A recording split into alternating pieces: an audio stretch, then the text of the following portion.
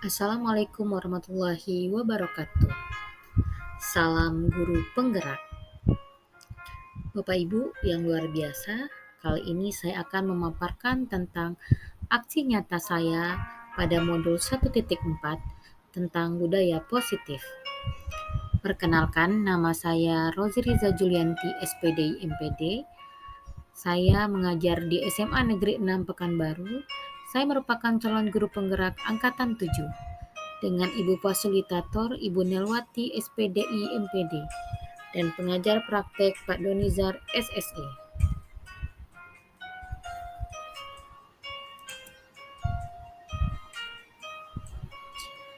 Rancangan tindakan aksi nyata saya dilatar belakangi oleh memberikan pemahaman kepada guru tentang budaya positif dan penerapannya kepada siswa di lingkungan sekolah. Adapun tujuannya untuk menyediakan lingkungan yang aman dan nyaman agar murid-murid mampu berpikir, bertindak, dan mencipta dengan merdeka, mandiri, dan bertanggung jawab. Tolak ukur dalam kegiatan saya adalah yang pertama, terbentuknya keyakinan kelas melalui kegiatan kesepakatan kelas yang dilakukan oleh wali kelas dan siswa. Yang kedua, siswa mampu menerapkan dan menjalankan keyakinan kelas yang telah dibuat. Yang ketiga, guru mengetahui posisi kontrol guru dan bisa melaksanakan segitiga restitusi.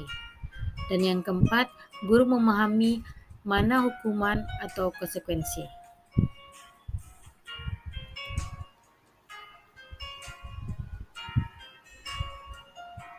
Langkah-langkah tindakan atau lini masa tindakan yaitu menghadap kepala sekolah untuk menjelaskan pentingnya penanaman budaya positif dan keyakinan kelas di sekolah, serta meminta izin untuk mendesiminasikan atau melaksanakan aksi nyata bersama rekan guru.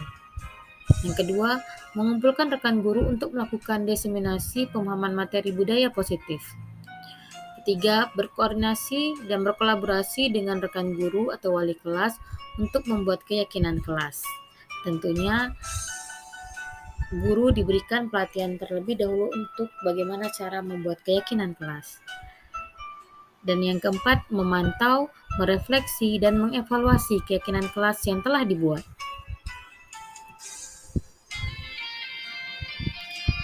Dukungan yang dibutuhkan, yang pertama, dukungan dari kepala sekolah, rekan guru, serta murid agar tindakan yang telah disusun dapat dilakukan secara lancar dan menyeluruh. Yang kedua, sarana dan prasarana untuk menumbuhkan budaya positif di sekolah. Dan yang ketiga, orang tua dalam melakukan budaya positif di rumah.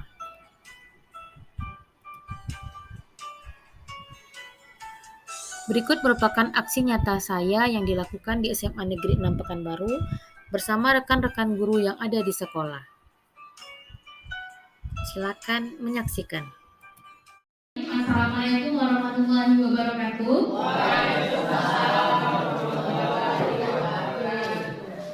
Sebelumnya saya ucapkan terima kasih kepada Bapak Ibu yang sudah berkesempatan hadir untuk mengikuti seminasi aksi nyata saya budaya positif modul 1.4.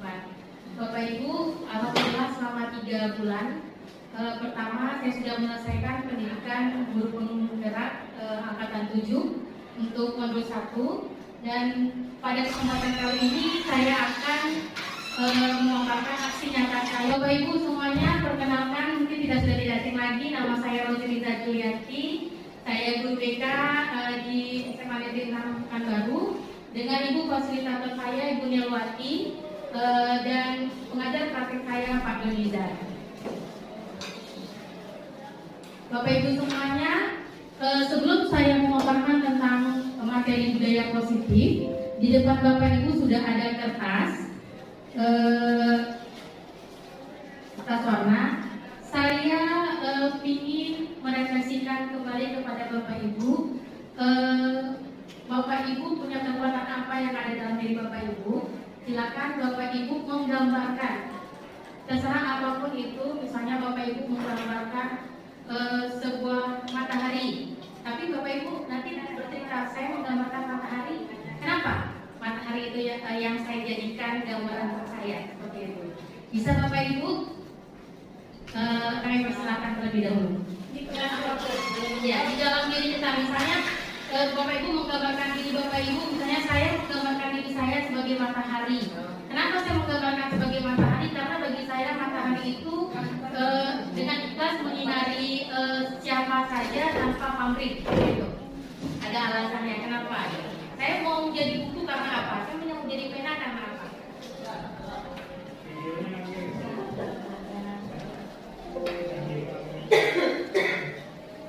Saya mohon izin untuk ditempelkan di depan.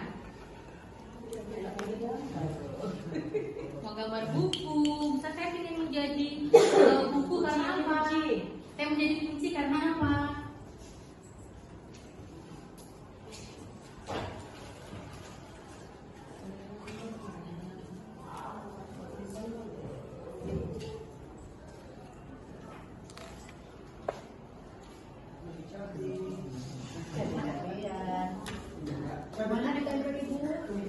Boleh, yang sudah selesai Bapak Ibu bisa ditempelkan di karton yang ada di depan.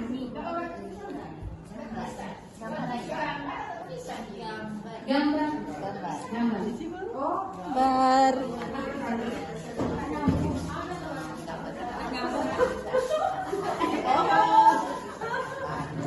Oh, kalau ada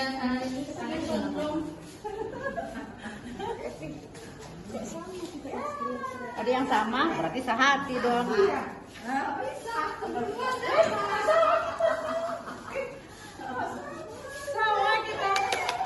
Banyak yang mau jadi pohon ya. Saya dapat ya. Aku nggak mau sama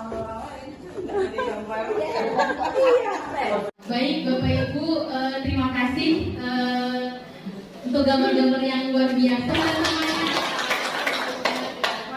Kalau tepuk tangan kayaknya agak seru, tapi kita sekali 3 kali bilang wow wow wow ya. Oke? Tepuk wow.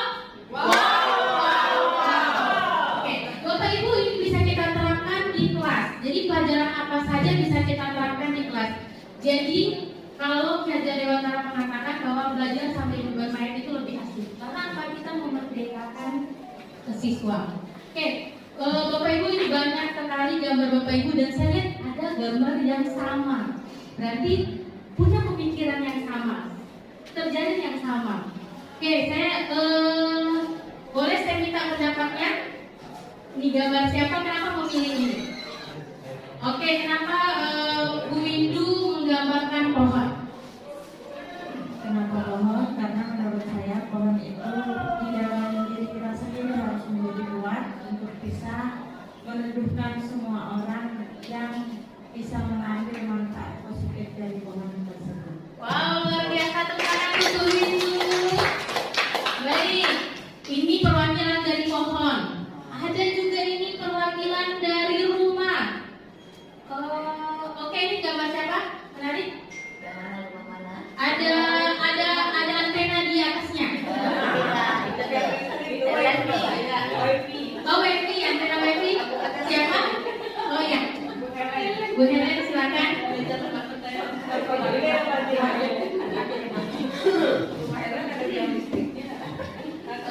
Saya membuat gambar rumah itu, saya inspirasinya supaya rumah itu tempat untuk berteduh, bernaung, dan tempat keluarga tinggal, dan untuk tempat membuat menjadi damai, kenyamanan, menjadi damai.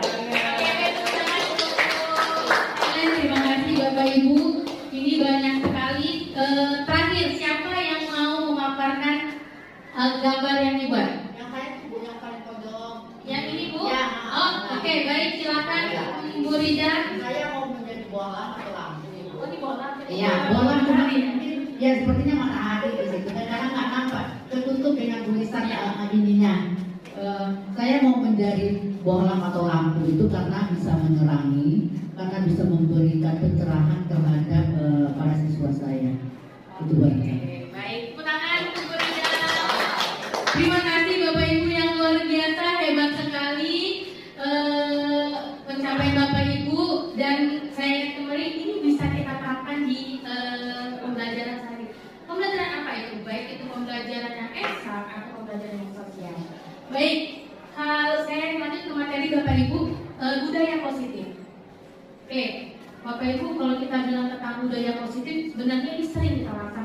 kehidupan sehari-hari. Ya, budaya positif itu adalah suatu kebiasaan yang bernilai positif, di dalamnya mengandung sejumlah kegiatan yang mampu menumbuhkan karakter murid. Ini Bapak Ibu yang akan kita terapkan apabila nanti kita menjadi sekolah bukan sekolah penggerak, nanti kita merdeka belajar, merdeka belajar. Ini yang akan kita terapkan di kelas. Yang pertama itu perubahan paradigma stimulus respon, konsep disiplin positif, keyakinan kelas, pemenuhan 5 kebutuhan dasar manusia, 5 posisi kontrol, dan segitiga restitusi. Semua ini akan coba saya jelaskan. Baik, yang pertama yaitu perubahan paradigma stimulus respon. Bapak Ibu, ini untuk membangun budaya yang positif. Jadi Bapak Ibu, kalau siswa kita ingin nyaman di sekolah, kita harus menumbuhkan budaya positif yang ada di sekolah. Kondisi sekolah yang nyaman, kelasnya nyaman. Bagaimana anak mau belajar kalau kondisi kelasnya dalam keadaan kotor? Bagaimana anak mau belajar dengan baik kalau dalam kondisi sekolahnya mereka saling punya gap, mereka tidak punya kenyamanan? Itu yang harus kita perhatikan bersama. Menumbuhkan budaya positif kepada siswa. Ya, baik, selanjutnya. Konsep disiplin positif. Disiplin positif merupakan pendekatan mendidik anak untuk melakukan kontrol diri dan pembentukan kepercayaan diri. Jadi, ini disiplin positif, Bapak Ibu, ini sering kita lakukan. Misalnya, anak datang ke sekolah, atau sering kita dulu kenal dengan budaya 3S ya, 3S ya, salam. Ya, benar. Yang sekarang katanya sudah menjadi 5S. Tapi sayangnya konsep yang bagus tidak didukung dengan pelaksanaannya. Kalau kita lihat untuk di sekolah seperti SMA Plus, mereka ketika tamu datang, mereka siapa saja yang mereka tidak kenal siapa yang datang, bagi mereka tamu dan lebih tua daripada mereka, mereka akan senyum, mereka akan salam, mereka akan sapa. Kenapa sih kita tidak bisa membangun konsep disiplin positif ini di sekolah kita? Jadi kalau mau ini kita bangun semuanya kita harus bergerak untuk membangun budaya positif di sekolah. Oke, silakan lanjut Pak. Oke, keyakinan kelas. Bapak Ibu, keyakinan kelas ini sangat penting kita terapkan di kelas. Keyakinan kelas ini sebenarnya adalah pengikat kita dengan siswa. Bapak Ibu pernah dengar nggak kalau misalnya anak ketika dia melakukan pelanggaran tapi sudah kita kontak? Keyakinan kelas ini adalah kita kontak mereka di awal. Jadi anak itu yang menjadi wali kelas itu lebih bagus di awal semester Bapak Ibu tidak terlambat untuk kita berkeyakinan kelas. Jadi kita buat nanti seperti ini Bapak Ibu. Nanti saya akan ajarkan bagaimana cara membuat keyakinan kelas.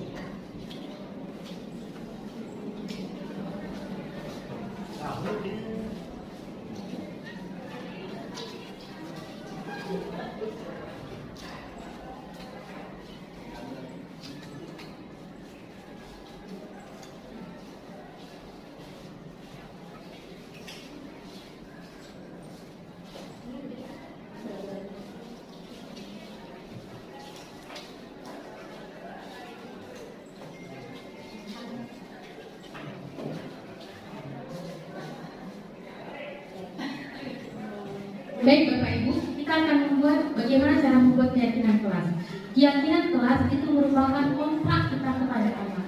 Contohnya, di awal semester menjadi seorang wali kelas, kita membuat dealan kita kepada anak. Misalnya contohnya gini, Bapak Ibu, keyakinan kelas kita yang ada di sini. Saya contohkan.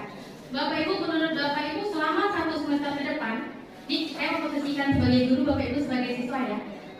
Selama 1 semester ke depan, apa yang menurut Bapak Ibu yang akan kita sepakati bersama? Contohnya saya bilang tidak boleh kelas harus rapi, piket harus mengerjakan setiap hari, itu keyakinan kelas. Terus kedua, tidak boleh absen lebih dari 3 kali, itu keyakinan kelas. Dan itu semuanya disepakati bersama. Paham nggak maksudnya? Nah, coba kita buat keyakinan kelas kita ini aja dulu.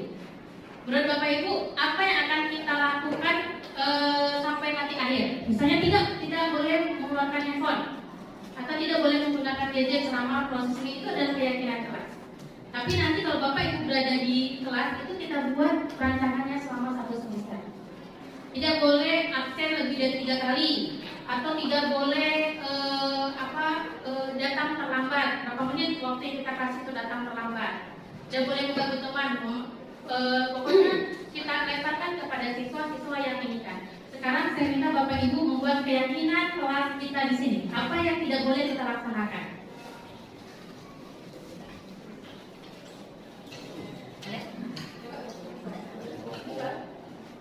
Boleh, tidak boleh merokok? Boleh, silakan. Yang tidak boleh? Ya, yang tidak boleh. Satu saja Bu, satu orang satu.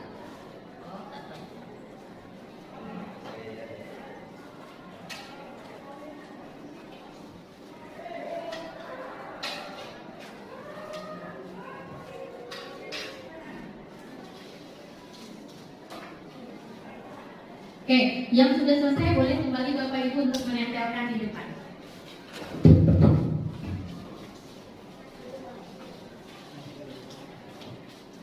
Terima kasih.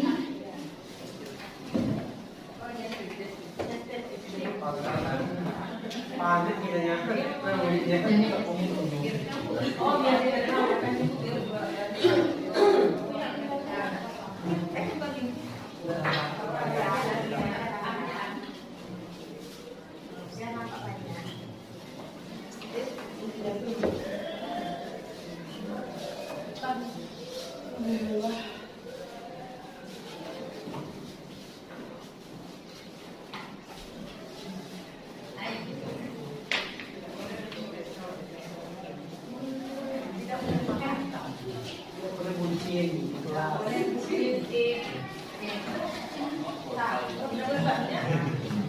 Baik Bapak Ibu, terima kasih sudah menulis keyakinan kelas. Ini nanti Bapak Ibu bisa kepada siswa kita bacakan kembali. Misalnya ini kita sepakati atau tidak. Kalau kita sepakati, nanti kita buat di dalam kertas ini, kita tempelkan di dalam kelas. Ini tanda tangannya di bawah oleh 10 warga yang ada di kelas. Berarti nanti ketika dia melakukan kesalahan, kita balikan kembali. Kita sudah membuat keyakinan kelas.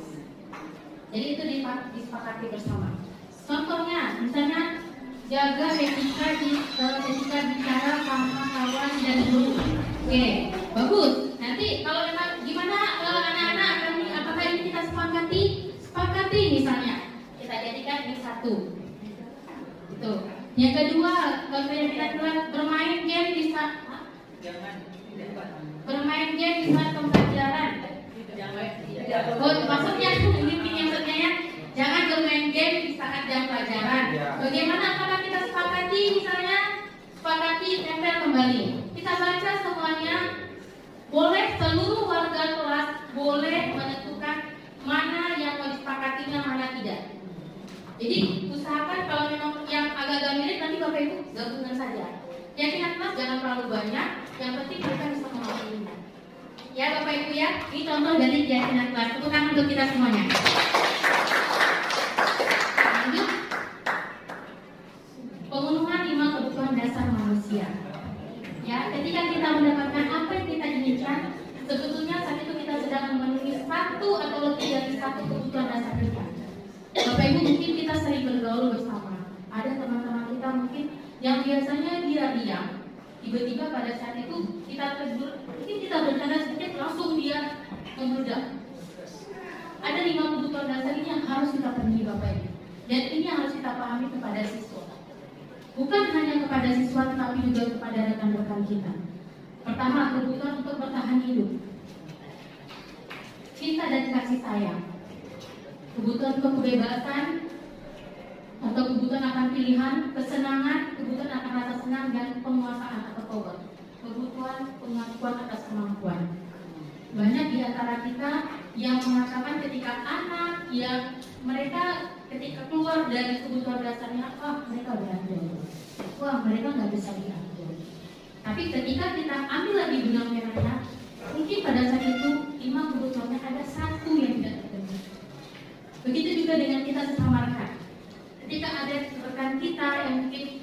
biasanya dia bergembira, tiba-tiba dia bersensi, kita akan berarti ada 5 kebutuhannya, satu yang tidak terpenuhi. Ada yang salah dari kebutuhannya, ada yang mungkin yang terganggu dari kebutuhannya. Itu yang kita di Merdeka Belajar itu membuat kita untuk bergerak pada siswa. Bapak Ibu, siswa itu seperti padi ya Bapak Ibu. Padi nggak akan bisa jadi jagung, padi nggak akan bisa menjadi tanaman yang lainnya. Kita ini hanya menjadi sebuah petani Bapak Ibu. Kita hanya menggarapnya, memberinya pupuk, memberikannya, menyuburkan tanahnya. Akan mungkin padi menjadi jagung, tidak akan mungkin sampai kapanpun tidak. Begitu juga anak mempunyai potensinya masing-masing, anak mempunyai bakatnya masing-masing. Tugas kita sebagai seorang guru adalah memahami dan meletakkan potensi anak pada tempatnya. Ya, Bapak Ibu ya, anak yang pintar eksak mungkin jadi seni dia bagus. Anak yang pintar di pelajaran sejarah mungkin di pelajaran yang lainnya akan berkurang. Ya seperti itulah, karena padi tidak akan menjadi jagung. Sifat kita menjadi petani hanya menumbuhkan mereka dengan memberikan pupuk yang bagus, dengan memilih tanah yang bagus agar mereka bisa menjadi padi yang berkualitas. Oke, baik, lanjutkan. Oke, baik Bapak Ibu, ini sering kita terapkan dalam kehidupan sehari-hari. Di posisi manakah kamu? Bapak Ibu bisa, ini ada 5. Pertama, ini sering kita ucapkan kepada siswa. Patuhi aturan saya, awas. Seringnya kita dengar kayak gitu ya. Atau gimana coba kalau orang tua kamu tahu kamu berbuat salah begini? Ya, kita itu punya posisi kontrol masing-masing, dan itu bisa merubah posisi kontrol kita. Yang ketiga, yang sudah kali ini tidak apa-apa, nanti Bapak bantu bereskan. Jadi kayak gitu ya. Kita ada sanksi atau konsekuensinya apa ya? Atau apa rencana kamu untuk memperbaiki hal ini? Ini sebenarnya dari hal ini kita bisa melihat kita ini di posisi kontrol yang mana. 5 posisi kontrol menjadi seorang guru. Yang pertama, penghukum. Seorang penghukum bisa menggunakan hukuman fisik maupun verbal. Yang bisa dilakukan penghukum biasanya menghardik, menunjuk-nunjuk, menyakiti atau menyindir. Saya sebenarnya Bapak Ibu tersindir saya dengan ini Bapak Ibu. Mungkin bisa dikatakan penghukum pada saatnya, bisa dikatakan membuat rasa bersalah, ya. Penghukum ini membuat anak menjadi kecil hati Bapak Ibu ternyata. Anak menjadi bukan malah menjadi mendekatkan kita menjadi agresif. Seperti itu. Kedua, pembuat rasa bersalah. Sebenarnya Bapak Ibu, pembuat rasa bersalah ini yang sangat menyakitkan buat anak. Karena dia lembut tapi menusuk.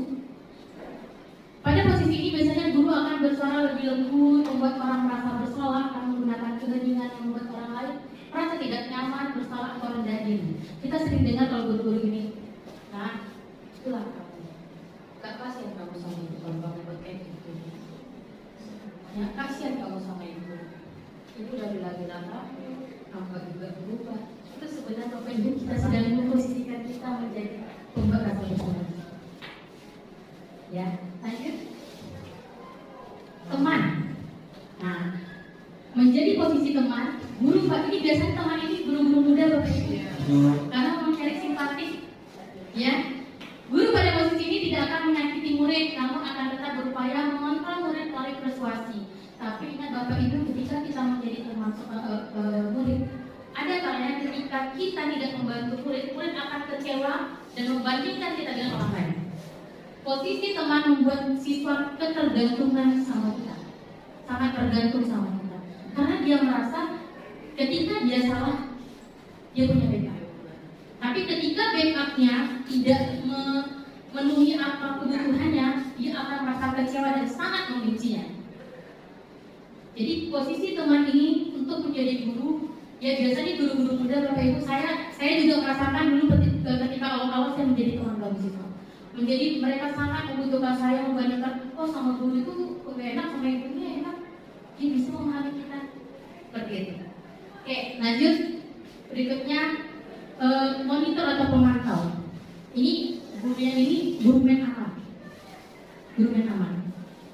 monitor berarti mengawasi. Pada saat kita mengawasi, kita bertanggung jawab atas perilaku orang yang kita awasi. Posisi pemantau berdasarkan pada peraturan dan konsekuensi. Ini biasanya pemonitor pemantau ini kesiswaan yang melihat anak, aja dulu nanti dicatatnya, masuk ke dalam peraturan. Dan guru itu juga ada yang seperti Bapak Ibu. Malas mau ibaratnya kan malas, tapi dia berpikir bahwa ketika anak bermasalah ini ada loh hukumannya, ada tata tertibnya, tinggal aja dicatat. Oh si Ibnu ngobrol ini, oh ini nanti dicatat, nanti nilainya sekian. Itu posisi pemantau. Posisi yang terakhir adalah manajer. Ini posisi yang sangat dirindukan oleh siswa-siswi. Bisa kan kita menjadi posisi manajer? Bisa Bapak Ibu. Posisi terakhir manajer adalah posisi mentor di mana guru berbuat sesuatu bersama dengan murid, mempersilahkan murid mempertanggungjawabkan perilakunya, mendukung murid agar dapat menemukan solusi atas permasalahannya sendiri. Ini adalah sebenarnya guru yang dirindukan murid. Ketika murid melakukan kesalahan, kita mengayomi atau mendekatkan. Kalau budaya positif ini kita laksanakan Bapak Ibu di sekolah, insya Allah anak-anak kita menjadi anak ya. Memang ini PR sangat besar. Saya juga menyadari ini sangat besar. Bapak Ibu ketika nanti siswa melakukan kesalahan, kita harus budaya positif. Oh, anak itu melakukan kesalahan, ada 5 kebutuhan dasarnya yang tidak terpenuhi. Itu yang kalau kita realnya ya Bapak Ibu ya. Ini dia. Posisi manajer ini adalah posisi yang sangat dirindukan oleh siswa-siswi kita. Lanjut. Segitiga restitusi. Bapak Ibu, segitiga restitusi merupakan sebuah proses yang menciptakan kondisi bagi murid untuk memperbaiki kesalahannya. Jadi ketika di dalam disiplin positif Bapak Ibu, budaya positif, ketika siswa melakukan kesalahan, contohnya Bapak Ibu, ketika siswa terlambat datang ke sekolah, kita akan bertanya kepada siswa seperti ini. Kalau menurut segitiga restitusi, pertama, menstabilkan identitasnya terlebih dahulu. Kita tanyakan dulu, apakah kamu sudah tenang? Apakah kamu sudah dalam keadaan yang nyaman? Banyak kok orang yang terlambat. Dulu ibu juga pernah terlambat. Jadi kita sentuh hati di dalamnya. Dulu itu juga terlambat, teman-teman kamu kemarin juga pernah terlambat. Jadi kita membuat dia tidak merasa sendiri. Berikutnya kita masuk validasi. Dan setelah itu kita akan validasi tindakan yang sama. Kita tanyakan seperti ini, Bapak. Segala sesuatu itu menurutnya dari Watara pasti ada akar permasalahannya. Kenapa dia terlambat? Kita tanyakan akarnya. Kenapa kamu terlambat? Oh mungkin saya nonton Bu malam-malam ada orang tua kamu. Orang tua kamu di rumah ada? Atau adakah yang bisa membangunkan kamu? Kita tanyakan terlebih dahulu seperti ini.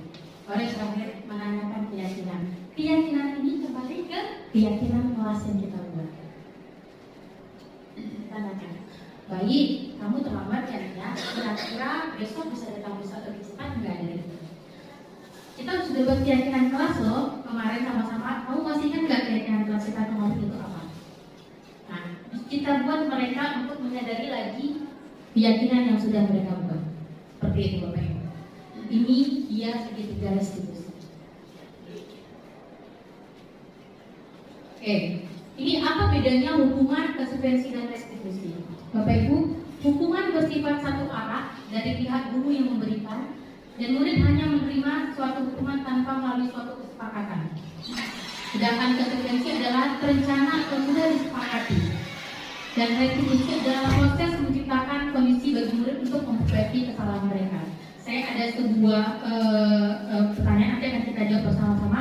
Apakah kita sudah paham sih mana itu hukuman, mana itu konsekuensi? Ya.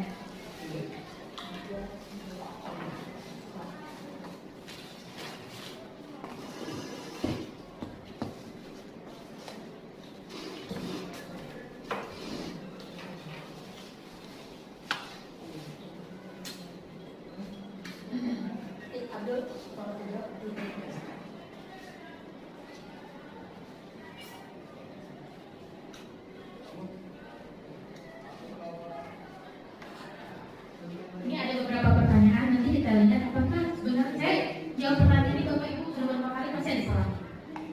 Karena membedakan antara hukuman dan konsekuensi. Ini step terakhir.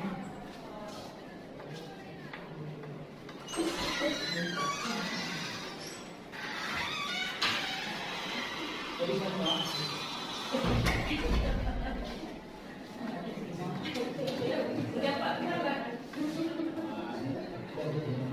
baik Bapak Ibu, ini ada soal yang akan kita jawab bersama ya. Yang pertama, mencatat 100 kali di dalam buku kalimat saya tidak akan terlambat lagi karena terlambat ke sekolah. Menurut Bapak Ibu, itu sanksi atau konsekuensi atau hukuman? Itu konsekuensi. Konsekuensi hukuman, kita lihat. Sanksi atau konsekuensi, karena sudah disepakati. Oke, baik, lanjut soal kedua. Oke, kedua. Lari mengelilingi lapangan basket 2 kali karena terlambat hadir di sekolah. Hukuman. Yang lainnya? Hukuman. Kenapa dikatakan hukuman? Karena di sana ada suatu keterlambatan hadir. Keterlambatan hadir itu bahasanya dia telah lari dari aturan gitu. Berarti kesepakatan hanya 1 hal. Ya. Baik, terima kasih. Baik, tepuk tangan untuk Pak Parjo. Oke, benar. Coba kita lihat cek, benar nggak hukuman? Benar sekali hukuman karena di situ cuma 1 hal. Oke, lanjut. Konsekuensi. Membersihkan coretan yang dibuatnya di meja tulis. Konsekuensi. Oke. Silakan Bu. Kenapa konsekuensi?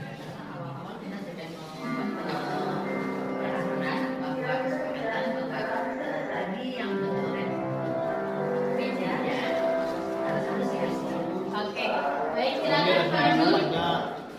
Oke, baik, benar sekali Bapak Ibu. Satu lagi yang terakhir, murid diminta untuk push up 15 kali karena tidak menggunakan masker ke sekolah. Hukuman karena cara. Coba kita lihat. Betul. Oke, baik Bapak Ibu, hebat sekali. Tepuk tangan buat kita semuanya. Baik, terima kasih Bapak Ibu, luar biasa. Bapak Ibu yang cerdas. Terima kasih untuk kesempatan waktunya. Terima kasih saya sudah bisa memaparkan aksi nyata saya pada kesempatan kali ini. Saya berharap Bapak Ibu bisa menyusul jejak saya menjadi guru penggerak. Bapak Ibu banyak sekali keuntungan menjadi guru penggerak. Sekaligus bukan hanya ilmu yang kita dapatkan, manfaat banyak yang juga bisa kita dapatkan. Terima kasih Bapak Ibu semuanya. Salam guru penggerak, bergerak, tergerak, dan menggerakkan. Assalamualaikum warahmatullahi wabarakatuh.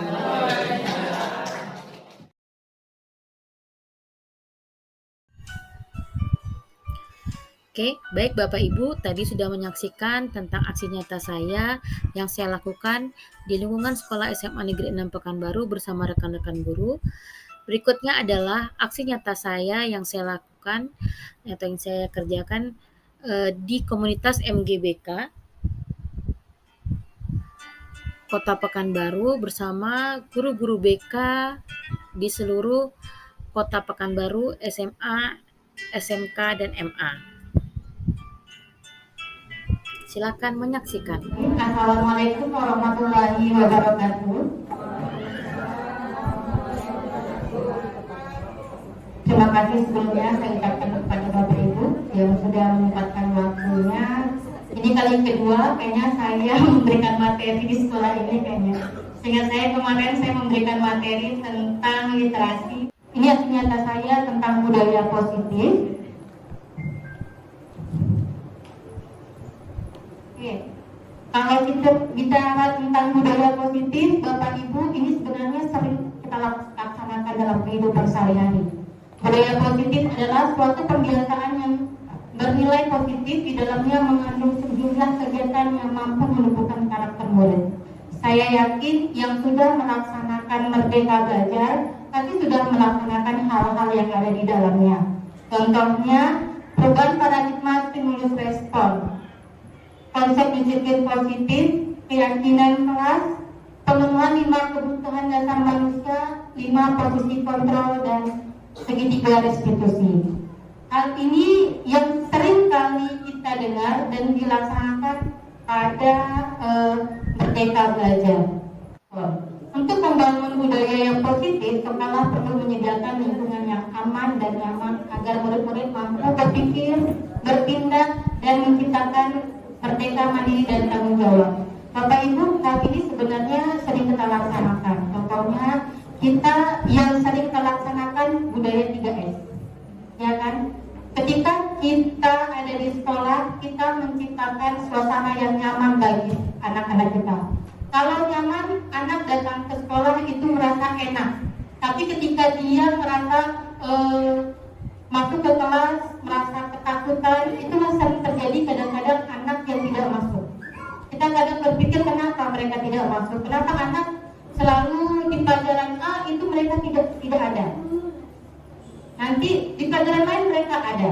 Sebenarnya ada tanda tanya yang ada di sana. Mereka tidak menemukan kenyamanan di sana. Itu adalah tugas kita bersama warga sekolah.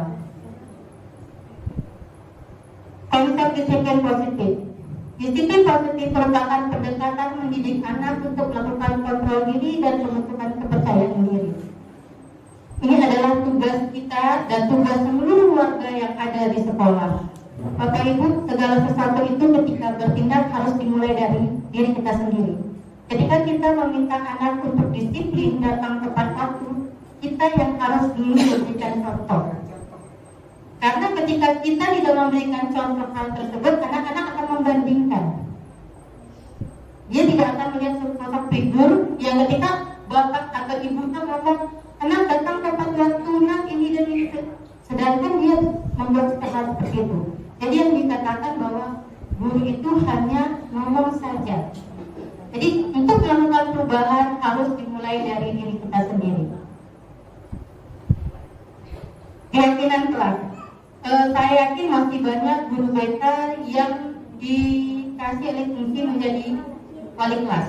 Masih banyak yang kita sebagai guru BK yang diminta untuk menjadi wali kelas. Bapak Ibu, sebenarnya untuk menjadi wali kelas ini bisa kita berikan juga kepada teman-teman kita yang menjadi wali kelas untuk membuat keyakinan kelas. Keyakinan kelas ini seperti peraturan yang ada di kelas. Untuk di awal masuk atau awal semester kita ada deal-dealan dengan siswa. Kita buat deal-dealan secara tertulis dengan siswa. Contohnya, satu semester ini atau semester ini kita punya keyakinan kelas kita apa? Contohnya apa? Kita respon kepada siswa secara bersama, yang nanti keputusannya secara bersama oleh siswa. Kita datangin sama mereka, kita buat dengan hal yang secantik mungkin. Contohnya terlambat kelas, tidak boleh terlambat masuk kelas. Itu peraturan yang pertama. Kelas harus rapi, peraturan yang kedua. Misalnya seperti itu Bapak Ibu, itu anak yang ngasih peraturannya, nanti kita sepakati bersama, kita tanda tangani bersama. Itu keyakinan kelas. Nanti Bapak Ibu, keyakinan kelas itu nanti akan jadi kumpulan juga ke anaknya. Ketika mereka melanggar peraturan, kita balikan lagi keyakinan kelas. Apa kamu ingat keyakinan kelas yang sudah kamu buat? Berarti kan dia sadar nih. Dan diminta untuk keyakinan kelas jangan panjang Bapak Ibu, biar anak-anak kita bisa menghafalnya atau memahaminya sehingga meresap ke dalam dirinya. Seperti itu. Pemenuhan 5 kebutuhan dasar manusia. Kalau ini saya rasa kita tidak asing lagi Bapak Ibu. Ya, sering pemenuhan 5 kebutuhan dasar, misalnya kebutuhan untuk bertahan hidup. Ini saya rasa untuk guru BK ini sudah sering sekali kita pelajari 5 kebutuhan dasar.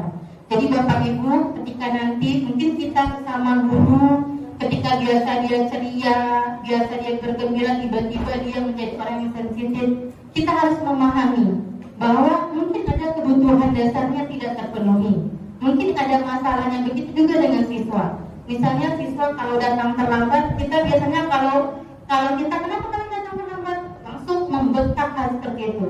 Tapi di budaya positif ini Bapak Ibu kita diajarkan untuk bertanya kepada siswa itu, kita memahami bahwa ada kebutuhan dasarnya tidak terpenuhi sehingga dia datang terlambat. Ini yang harus, memang sulit Bapak Ibu. Saya juga sekarang sedang belajar untuk menanamkan budaya positif dalam diri saya. Oke, saya cepat aja ya Bapak Ibu karena ini biasa kita terapkan. Oke, baik. Sebelum saya lanjut di posisi mana kita, saya ingin Bapak Ibu merenungi dari pernyataan di sini. Bapak Ibu simpan. Di posisi mana Bapak Ibu biasanya setiap hari ketika kita berinteraksi dengan siswa? Yang pertama, patuhi aturan saya, awas. Ya. Gimana coba kalau orang tua kamu tahu kamu berbuat salah begini? Oke. Pertanyaan ketiga, ya sudah kali ini tidak apa-apa, nanti Bapak bantu bereskan. Sanksi atau konsekuensinya apa? Atau pertanyaan berikutnya, apa rencana kamu untuk memperbaiki hal ini? Ini kata-kata yang sering kita sebut, yang kita ucapkan ke siswa. Salah satunya merupakan karakter kita.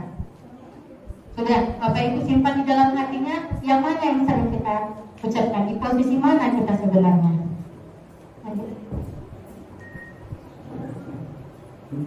Ini dia Bapak Ibu, 5 posisi kontrol, segitiga restitusi.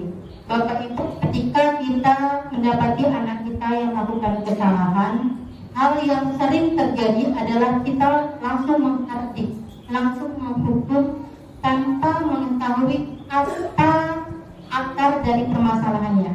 Di segitiga restitusi ini sebenarnya mengajarkan kita yang pertama itu membuat menstabilkan anak. Ketika anak misalnya datang terlambat, posisi kita seperti itu adalah, nah, ketika dipanggil, kok mereka merasa nyaman. Banyak orang yang terlambat, bukan hanya kamu yang terlambat, banyak. Dia ikut sekolah juga sering terlambat. Tak boleh. Itu baru kita sampaikan kembali. Kamu terlambat, kenapa? Tadi malam tidurnya jam berapa? Apa yang dilakukan tadi malam? Ya, jadi ketika anak sudah merasa mereka, oh iya, bukan hanya dia sendiri. Oh iya, nanti dia akan bercerita nih kenapa akar permasalahannya.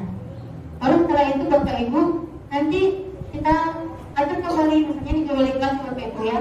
Nah, kita kamu ingat apa keyakinan kelas yang kita buat kemarin. Jadi kan kita arahkan dia kembali dengan perjanjian awal yang telah dibuatnya. Oh iya Bu, misalnya tidak boleh datang terlambat, benar ya? Nah, sekarang apa yang bisa kamu lakukan? Ini lebih simpel sih sebenarnya untuk bisa segitiga restitusi. Saya yakin guru BK hebat semua bisa melaksanakan modul segitiga restitusi.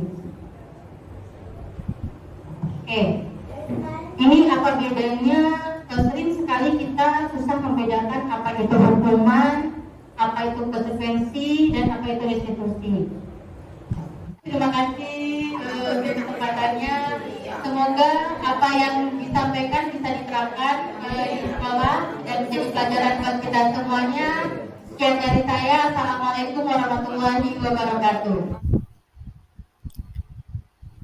Baik, berikut merupakan testimoni refleksi kegiatan aksi nyata. Bismillahirrahmanirrahim. Assalamualaikum warahmatullahi wabarakatuh. Selamat siang. Perkenalkan, nama saya Ridayanti Lubis, mengajar mata pelajaran sejarah Indonesia dan sejarah peminatan di kelas 12 baik IPA maupun IPS. Alhamdulillah tadi kami sudah mendapat pencerahan dari aksi nyata yang dilakukan oleh Bismillahirrahmanirrahim. Assalamualaikum warahmatullahi wabarakatuh. Selamat siang. Perkenalkan, nama saya Ridayanti Lubis, mengajar mata pelajaran sejarah Indonesia dan sejarah peminatan di kelas 12 baik IPA maupun IPS. Alhamdulillah tadi kami sudah mendapat pencerahan dari aksi nyata yang dilakukan oleh calon guru penggerak dari SMA Negeri 6 Pekanbaru, yakni Ibu Rozi Riza Julianti SPDI MPD, yang alhamdulillah dari apa yang disampaikan oleh beliau tadi bisa kami ambil beberapa hal-hal positif. beliau menyampaikan tentang budaya positif yang bisa diterapkan di sekolah kita sehubungan dengan adanya kurikulum Merdeka Belajar, di mana budaya positif itu membuat kita para guru dan siswa belajar dalam keadaan yang lebih nyaman, lebih kondusif, karena kita sudah membuat beberapa kesepakatan di awal antara guru dan siswa untuk memberlakukan hal-hal apa yang perlu kita berlakukan di kelas. Nah, ini bagi saya merupakan satu hal yang positif dan membuat saya juga lebih bisa nyaman dan lebih semangat untuk melakukan kegiatan pembelajaran di kelas yang saya ajarkan. Adapun yang dapat saya lihat dari Ibu Rozi Riza Julianti, sebelum beliau menyampaikan budaya positif, tentunya terlebih dahulu beliau juga sudah melakukan hal-hal tersebut, dan menurut hemat saya beliau juga adalah seorang guru yang merupakan guru yang penuh dengan ide-ide, guru yang penuh dengan kreativitas, semangat ya berinovasi. Dan ini salah seorang guru muda yang bagi kami di SMA Negeri 6 ini yang memang patut untuk diacungi jempol. Nah, kemudian saya juga berharap dengan apa yang sudah disampaikannya ini, kami daripada guru lebih juga bisa termotivasi untuk mengikuti hal-hal yang sudah diberi tunjuk ajar barangkali begitu oleh Ibu Rozi Riza Julianti. Dan sekali lagi kami juga berharap ke depan beliau, Ibu Rozi Riza Julianti, dan seluruh guru serta anak didik kita bisa sukses dalam mengikuti kegiatan pembelajaran di sekolah. Demikian yang bisa saya sampaikan. Saya akhiri dengan billahi taufik wal hidayah. Assalamualaikum warahmatullahi wabarakatuh. Saya Arfianti Agustina, SPSI MPD, selaku Ketua MGBK SMA Kota Pekanbaru. Salam guru penggerak. Saya sangat senang sekali dengan adanya guru penggerak di komunitas kami, karena bisa berbagi ilmu-ilmu baru dan bisa membawa komunitas ini jadi lebih maju untuk kedepannya. Semangat buat Bu Rozi dan teruslah maju, bergerak, tergerak, dan menggerakkan. Sekian dari saya, wabillahi taufiq wal hidayah. Wassalamualaikum warahmatullahi wabarakatuh. Baik, terima kasih Bapak Ibu semuanya. Terima kasih sudah menyaksikan aksi nyata saya. Semoga bermanfaat. Saya akhiri. Assalamualaikum warahmatullahi wabarakatuh. Salam guru penggerak, bergerak, tergerak, dan menggerakkan.